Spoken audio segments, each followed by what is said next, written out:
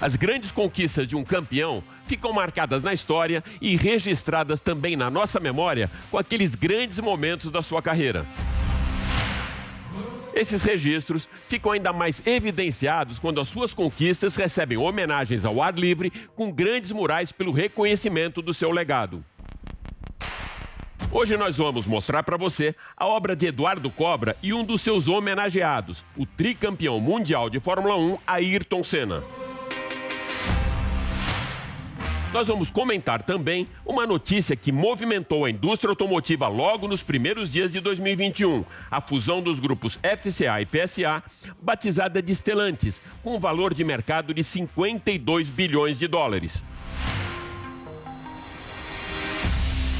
Alarico Assunção, presidente da FenaBrave, comenta o setor automotivo no jornal Jovem Pan e Nilson César as previsões da Fórmula 1 e suas principais mudanças para a temporada desse ano. Eu sou Alex Rufo e tudo isso e muito mais você vai acompanhar agora comigo nesses próximos 30 minutos aqui no Máquinas na Pan. Lembrando que agora você pode também acompanhar o nosso programa em vídeo pelo canal Jovem Pan News, Jovem Pan Esportes e pela Panflix. Então se ajeita bem aí no cockpit e aperte o cinto, porque o Máquinas na Pan dessa semana está só começando. Máquinas da Pan. Então, para darmos a largada no programa dessa semana, nós vamos acelerar juntos o Aston Martin Superleggera. Enquanto os carros da Fórmula 1 não vão para a pista, nós preparamos uma série com as super máquinas dos sonhos para você acompanhar com a gente aqui no Máquinas na Pan. Para darmos a largada com esse especial de esportivos de luxo, escolhemos uma marca que tem no seu DNA a competição, com 4 vitórias nas 24 horas de Le Mans e que a partir desse ano alinhará seus carros na própria Fórmula 1, a Aston Martin. Com as mesmas credenciais da pista de corrida, a marca britânica de automóveis coloca toda a sua tecnologia nos super esportivos de rua. Assim foi concebido o Superleggera, que tem como base o Aston Martin DB11 e modificações que tornaram um substituto tão bem sucedido quanto o Vanquish. O motor V12 de 5.2 litros biturbo entrega 725 cavalos de potência a 6.500 rotações com transmissão automática de 8 velocidades. Para melhorar o resfriamento do motor, uma grade frontal logo acima do robusto para-choques e 2 entradas de ar no capô melhoram o resfriamento do motor e 2 extratores de ar evitam o superaquecimento dos freios. O projeto desenvolvido em túnel de vento utiliza o mesmo conceito aerodinâmico da Fórmula 1.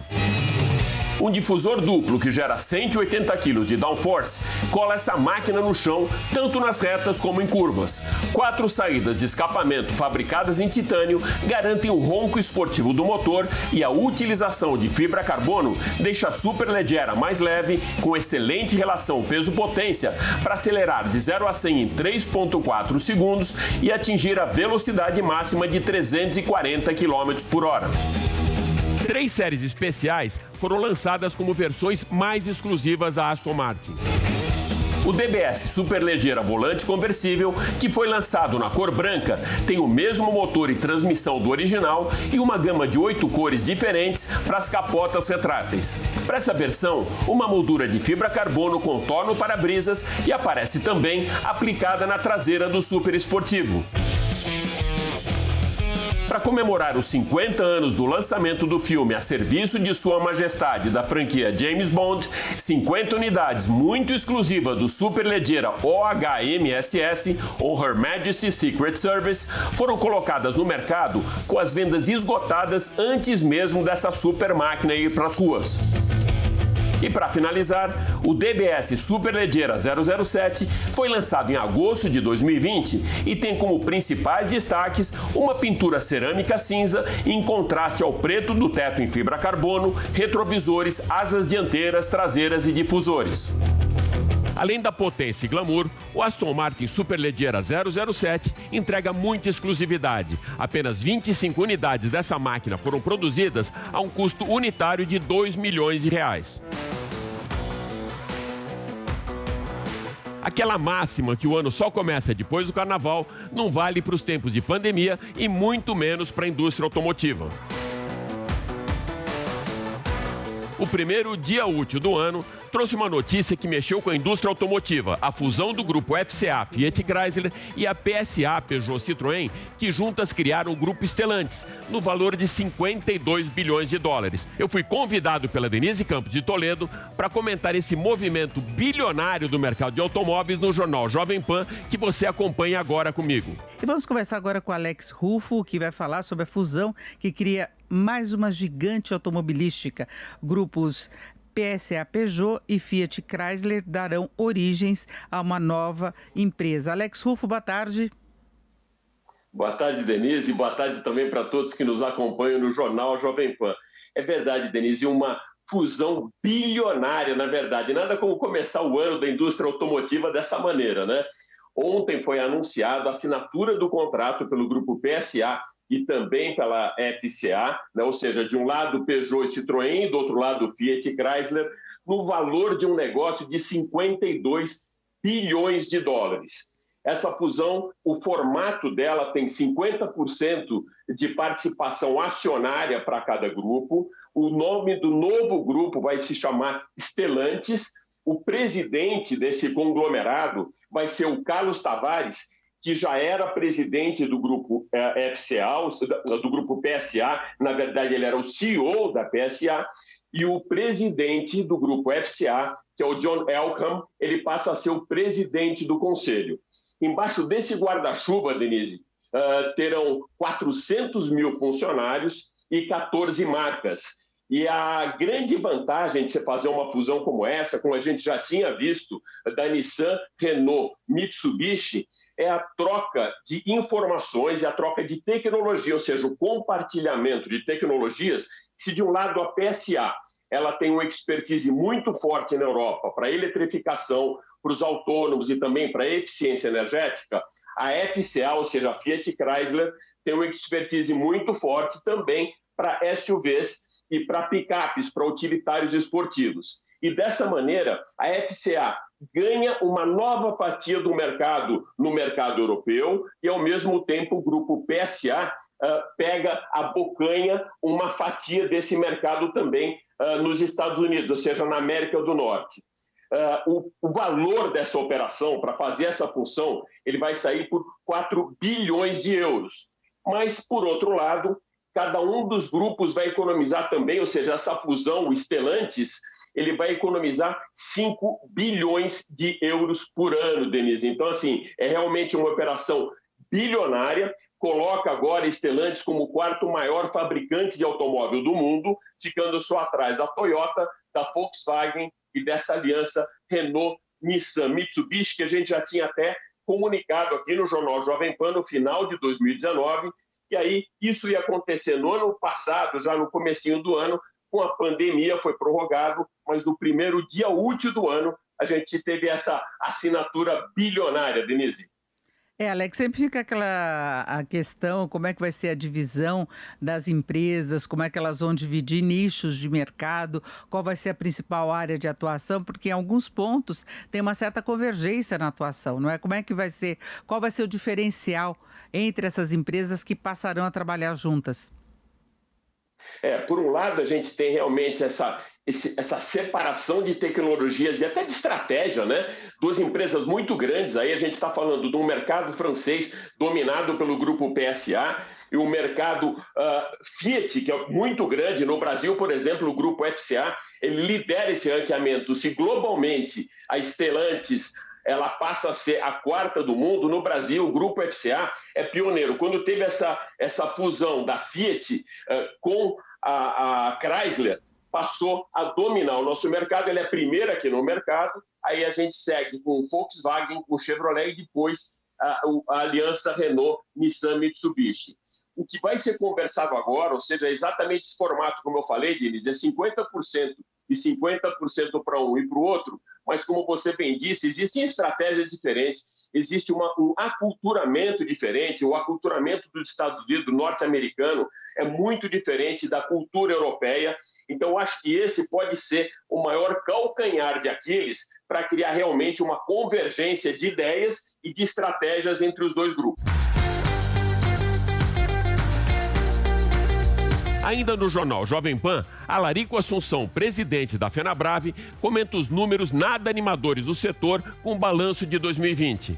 Agora, Alex, nós vamos chamar para a conversa o Alarico Assunção Júnior, que é presidente da FenaBrave, que traz para a gente o balanço das vendas de veículos do ano passado, e o balanço não é dos mais favoráveis. Houve queda de 26% e o setor teve o pior resultado desde 2016, mas houve uma certa retomada aí no meio do caminho. Essa situação que nós vamos conferir agora. Senhora Alarico Assunção, boa tarde. Boa tarde, Denise, ouvintes, telespectadores aí da Jovem Pan. Bom, eu queria saber o seu balanço em relação a isso, como foi o fechamento de ano. Claro que o setor passou por um tombo pesadíssimo, né? Quase todos os setores na área industrial, comercial, de serviços, teve um momento pior, que foi o fundo do poço mesmo, logo no começo da pandemia. Agora, o fechamento de 2020, qual o saldo que fica aí em termos de percepção de retomada? Perfeitamente. Lamentavelmente, todos nós e o mundo, e o Brasil inserido nisso, e o setor automotivo, e muito fortemente o da distribuição, com a vinda da pandemia de março, a FenaBrave fez naturalmente suas projeções para o ano e chegou na conclusão, em virtude de paralisação total, fornecedores, os prestamistas, montadoras, fabricantes e nós, os distribuidores, totalmente fechados por quase 90 dias. Chegamos numa conclusão de que teríamos uma perda para 2020 no setor da distribuição de 39%. O que é que ocorreu? A partir da segunda quinzena de maio, houve a liberação por parte de governos estaduais de forma muito forte, porque tinham legislações municipais, estaduais e legislação federal. Prevalecendo as estaduais, com a reabertura, nós conseguimos retomar por algumas razões. Agregado pela taxa Selic baixa, o juro foi num patamar muito baixo para aquisição de veículo. E vale dizer que quase 60% de veículos via varejo colocado no mercado são carentes de financiamento. As taxas estando baixas, houve controle da inadimplência e os bancos e financeiras voltaram mais agressivos na retomada a partir da segunda quinzena de maio. Isso melhorou. Tivemos um fechamento com perda de 21,63%, o que vale dizer quase a metade da nossa primeira projeção no forte ou no auge da pandemia. Isso melhorou, agregado de que tivemos também a posição do agronegócio e, consequentemente, o auxílio emergencial do governo para que os contribuintes, as pessoas pudessem fazer uso desses recursos emergencial de uma forma ou outra. Isso aqueceu o mercado e muito fortemente o setor da distribuição. Porém, vale lembrar que é uma base muito baixa em virtude do que nós já tivemos num passado recente, Denise. É isso, e eu chamo para a nossa conversa o Alex Rufo, que está aqui com a gente também. Alex, por favor. Boa tarde, Alarico. Um prazer conversar com você mais uma vez aqui na Jovem Pan. Alarico, quando começou a história da pandemia, foi feita uma previsão de mercado de automóveis em estoque, tanto em concessionárias como no pátio das montadoras, de mais ou menos 6 a 7 meses e um tempinho um pouco mais elástico para peças de reposição. No final do ano passado, a gente já começou a sentir falta das peças. Eu queria saber agora, a gente tem aí um ano muito promissor, uma provável retomada do mercado, e como pode ser resolvido o problema das peças? Porque a gente não pode ter paralisação da fábrica ou puxar o freio de mão de novo, né, Alarico? Nós temos 2 agravantes para 21. Primeiro lugar, claro que é uma perda, por menor que seja 1 ou 10, é uma perda. Perda não é bom para ninguém em lugar nenhum. Aí, quando eu menciono os 21,63% de perda de mercado em 2020, nós estamos numa crença de 16,6% de crescimento para 2021 no setor da distribuição autorizada. O que vem a dizer com isso algumas dificuldades, além que foi muito oportuna a sua observação. Além de componentes nacional ou peças fornecidas pelos prestamistas do Brasil, há um grande volume de componentes, principalmente componentes de tecnologia que são importados muito fortemente de alguns países. Estados Unidos, Alemanha, Coreia do Sul e Japão. Como os mercados foram aquecidos também no segundo semestre, em virtude de recuperação econômica nessas localidades, esses prestamistas e as montadoras dão preferência às suas matrizes, aos seus mercados próprio local. Até hoje nós estamos com dificuldade de produto face à retomada, lembrando que ainda é uma base baixa. Nós vamos levar de 5 a 6 anos para recuperar o que perdemos num passado recente. É uma falta muito grande. Outro susto que o setor, e eu acho que a economia de maneira geral, não querendo individualizar, mas por representar aí basicamente 28% a 29% de todo o mercado brasileiro, a medida tomada e anunciada oficialmente pelo governo de São Paulo, com majoração de alíquota que impacta a economia e de forma muito forte o nosso segmento, a FenaBrave revê os seus números de projeções a cada trimestre. Eu acredito que, muito brevemente, a FenaBrave estará fazendo outra projeção em virtude dessa medida, que é mais preocupante ainda em virtude do seu volume representativo para os demais estados da federação. No final do ano passado, com apoio da Audi do Brasil, o artista plástico Eduardo Cobra trabalhou na revitalização do mural A Lenda do Brasil, uma homenagem ao piloto brasileiro tricampeão mundial de Fórmula 1, Ayrton Senna. Foi Senna que trouxe a marca alemã para o Brasil em 1993, que dá início ao projeto Arte de Conservar de Cobra, que prevê a restauração de outras obras do muralista. Criado originalmente em 2015, o mural possui 41 metros de altura e foi pintado no prédio localizado na esquina da Rua Consolação com a Avenida Paulista, a algumas quadras daqui da Jovem Pan. Cobra, seja muito bem-vindo ao Máquinas na Pan. Obrigado, uma satisfação, obrigado pelo convite, pela oportunidade. Cobra, qual a sua leitura sobre as suas obras que retratam Ayrton Senna e como a imagem do nosso tricampeão te inspirou para realizar esses belíssimos trabalhos aqui no Brasil e no exterior, como aquele do circuito de Imola, na Itália, bem ao lado do grid de largada?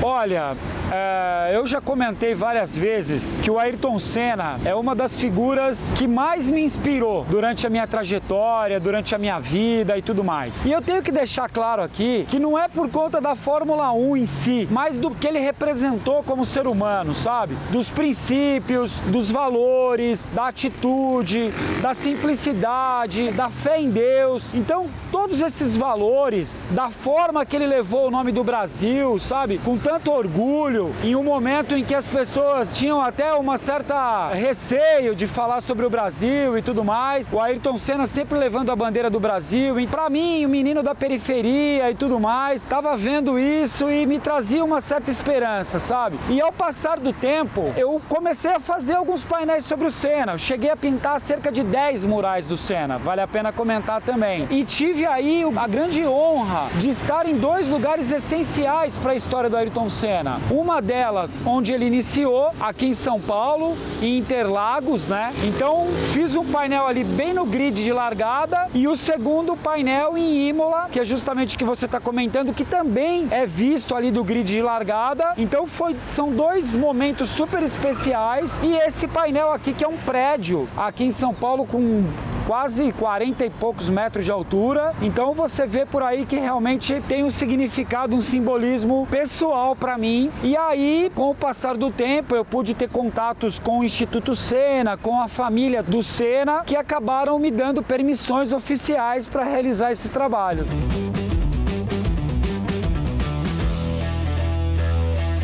Bem atrás de você, a gente pode ver uma das obras do Senna, A Lenda do Brasil, que inclusive foi restaurada no final de 2020 por você. O conceito grafite como arte efêmera ficou no passado, não é isso? Olha, quando eu era mais menino, quando eu tinha, sei lá, 17 anos, 20 anos, eu tava naquela onda de que o grafite é efêmero, apaga e tudo mais. Olha, meu amigo, eu tenho um acervo com mais de 2.000 fotos de trabalhos que eu já fiz. Infelizmente, grande parte desses trabalhos não existem mais. E eu comecei a refletir sobre isso, sabe? Eu levei muito tempo isso não dando a devida importância, sabe? Eu pensava dessa forma, apagar, apagou. Destruir, destruiu, o dono do muro remove, alguém pinta por cima, a rua ela é assim. Fora isso, ainda tem as condições climáticas, né? Chuva, sol, se tá perto do mar tem a maresia, tem a própria condição do preparo da parede, que também influencia muito na durabilidade das obras e tal. E eu, como sou fã de vários artistas de rua, né? Vários, incluindo aí Banksy, Gêmeos, tantos caras fantásticos pintando na rua. E eu tenho um filhinho, que é o Pedrinho. Fiquei pensando, pô, ele não vai ter esse privilégio que eu tenho de poder ver essas obras fantásticas que estão hoje pelas ruas, se elas não forem preservadas. Então eu plantei essa semente, sabe? Querendo dar justamente essa sugestão de que é importante a arte de conservar, assim como criar novos painéis é importante, fazer novos amigos é importante, mas visitar os amigos antigos também é importante, sabe? Então eu tô mais ou menos agora iniciando com esse trabalho aqui da Esquina da Consolação e eu quero expandir esse projeto para vários outros murais que eu tenho na cidade, mas tomando cuidados especiais, preparando bem a parede, invernizando, até mesmo iluminando esses trabalhos.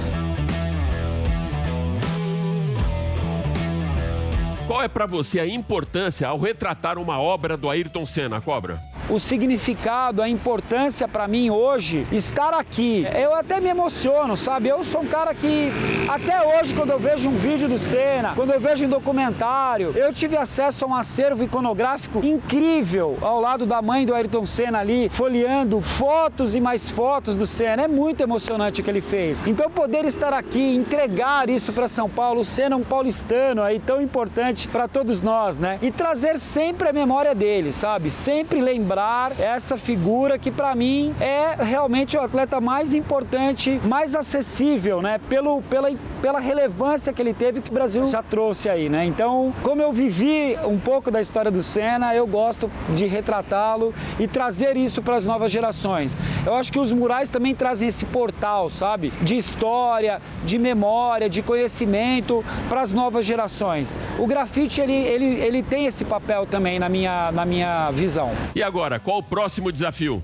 Entre 2019, 2020 e agora 2021, eu recebi mais de 40 convites internacionais. Mas, por conta da pandemia, a dificuldade aí que o mundo está passando, a maioria foi adiado ou cancelado, mas eu tenho alguns projetos importantes. O mais importante deles, que eu tenho que dizer aqui, é a criação do meu instituto. Eu estou montando agora o Instituto Cobra, que é 100% idôneo, estou com os melhores advogados para criar uma documentação super correta. Eu quero fazer isso justamente para incentivar esses meninos, esses artistas que estão aí espalhados pelo Brasil, sabe? Para ser uma ponte através das empresas e o incentivo através da arte para esses meninos. Então, esse é o meu grande projeto para 2021, espero conseguir concluir. E além disso, também aí continuar com as minhas orações, pedindo a Deus que essa pandemia acabe o mais rápido possível, né? Para que nós consigamos viver novamente em paz, juntos aí, e eu também consiga sair pelo mundo, porque o meu trabalho está nas ruas, né? Eu, assim, não sou o mesmo dentro de um ateliê, dentro de um estúdio. A minha alegria, a minha felicidade está subindo nos prédios, em cima dos andames, circulando livremente pelas ruas. Então, realmente, essa pandemia dificultou um pouco tudo isso, mas espero que essa situação mude e eu consiga colocar em prática grandes trabalhos que estão por aí, como a fachada do World Trade Center em Nova York. É um projeto que era para ter acontecido e ainda não aconteceu por conta da pandemia. Cobra, muito obrigado pelos registros de Ayrton Senna que você deixa aqui nos murais e por estar com a gente aqui no Máquinas da Pan. Muito obrigado, Máquinas da Pan, muito obrigado, ouvintes da Jovem Pan. Foi fantástico aí, a audiência, todos aí que participaram. Muito obrigado pela paciência, tá bem? Deus abençoe a todos aí, valeu. Ano novo, vida nova? Na Fórmula 1 nem tanto, e com a chegada da Covid-19 no início do ano passado, as grandes mudanças do regulamento inicialmente previstas para 2021 foram adiadas para 2022. Pouca coisa muda então para esse ano. O sistema de eixo duplo utilizado pela Mercedes em 2020, que permitia ao piloto ajustar o ângulo de convergência das rodas dianteiras, será proibido nessa temporada. Um novo design do assoalho dos carros e uma alteração no difusor provocarão menos downforce com impacto na durabilidade dos pneus. O peso mínimo do carro aumentou em 3 quilos, chegando agora em 749 no total, e os diferentes modos de classificação continuam proibidos. Algumas equipes também promoveram mudanças nas unidades de potência. A McLaren, que vem de 3 temporadas com motor Honda e 3 com Renault, voltará a utilizar motores fornecidos pela equipe Mercedes. A Racing Point foi rebatizada como Aston Martin e a Renault será Alpine em 2021. A grande mudança mesmo aconteceu com a dança dos cockpits, que começou antes mesmo do início da temporada de 2020, com o anúncio da saída de Sebastian Vettel da Ferrari. Neste ano, o tetracampeão mundial passará a defender as cores da Aston Martin ao lado de Lance Stroll, e Carlos Sainz sai da McLaren para o lugar do alemão na equipe de Maranello. Com a saída de Sainz, a chegada de Daniel Ricciardo na McLaren, que passa o bastão para o bicampeão mundial de Fórmula 1, Fernando Alonso, para ocupar o seu lugar na Renault. Sérgio Pérez deixa a antiga Racing Point para ser o companheiro de equipe de Max Verstappen na Red Bull. A Haas troca seus 2 pilotos. Saem Kevin Magnussen e Romain Grosjean para a entrada do campeão da Fórmula 2 e filho do heptacampeão Schumacher, Mick Schumacher, que terá ao seu lado o russo Nikita Mazepin. A AlphaTauri renovou com Pierre Gasly e trouxe o piloto revelação do Japão, Yuri Tsunoda, para ser o companheiro do piloto francês. O calendário cresceu e agora serão 23 provas com início da temporada no dia 28 de março no Bahrein e encerramento em Abu Dhabi no dia 12 de dezembro. O GP de Zandvoort, na Holanda, que desde 1985 estava fora do calendário, está de volta em 2021 e a Arábia Saudita faz a sua estreia na Fórmula 1 com uma prova noturna na cidade de Jeddah. A renovação do contrato de Interlagos com o grupo Liberty Media foi assinada e a etapa brasileira, que acontecerá no dia 7 de novembro, passará a ser chamada de GP de São Paulo ao invés de GP Brasil de Fórmula 1. Poucas mudanças no regulamento, algumas no calendário e muitas trocas de piloto entre as equipes de ponta. Será que 2021 poderá trazer um campeonato mais competitivo com a quebra da continuidade da supremacia da Mercedes, que em 2020 conquistou o título de construtores pela 7ª vez consecutiva? As respostas para essas e outras perguntas nós vamos descobrir juntos a partir do dia 12 de março, com o início dos 3 dias de teste da pré-temporada no Bahrein. Depois do recesso de final de ano e isolamento social nas Ilhas Maldivas, Nilson César está de volta e já começa acelerando forte com as previsões da Fórmula 1 para 2021. Meu caríssimo Nilson, sem muitas mudanças nos carros e poucas no regulamento, o que a gente pode esperar para a temporada desse ano, meu amigo? Olha, meu caro Alex Rufo, eu acho o seguinte, não vai ter muita novidade não e o Hamilton vai ganhar mais um título mundial de Fórmula 1. Rapaz, não tem muito o que fazer, né? Acho o Hamilton muito superior aos demais. O carro da Mercedes é um carro muito superior demais. Só se alguém fizer alguma mágica, né? De repente alguma mágica aparecer. Mas como eu não acredito em mágica, não, e muito difícil superar Hamilton e a Mercedes, eu estou apostando que vai ser mais um campeonato de hegemonia da Mercedes. Os outros vão brigar pelo segundo lugar. A Fórmula 1 está parecendo mais ou menos o basquete americano, né? Tem a seleção norte-americana e as demais brigando pela segunda colocação.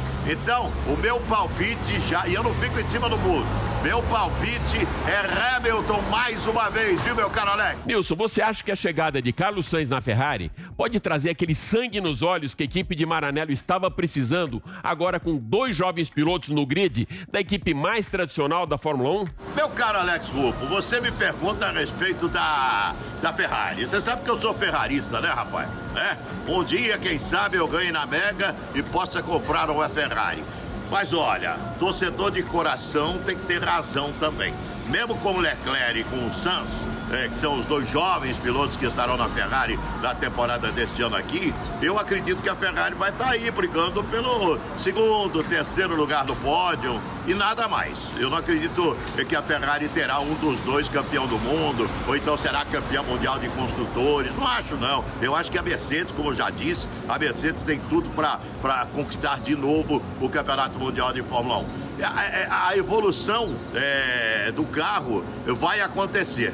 sabe? A evolução da Ferrari vai acontecer. E esses caras são bons, vão evoluir como pilotos também. Mas precisa o tal do polimento do tempo, né? Sem o cara ter o polimento do tempo, rodagem, é difícil ganhar o Campeonato Mundial de Fórmula 1. Muito complicado, né? Acredito sim num bom ano da Ferrari, mas não um ano para ser campeão. Tá falado, Alex? É isso aí. Espero que você tenha curtido Máquinas na Pan dessa semana que fica por aqui. Mas vale lembrar que você agora pode acompanhar toda a nossa programação em vídeo no canal Jovem Pan News, Jovem Pan Esportes e também na Panflix. Super obrigado pela sua audiência e até a próxima. Valeu! Máquinas da Pan.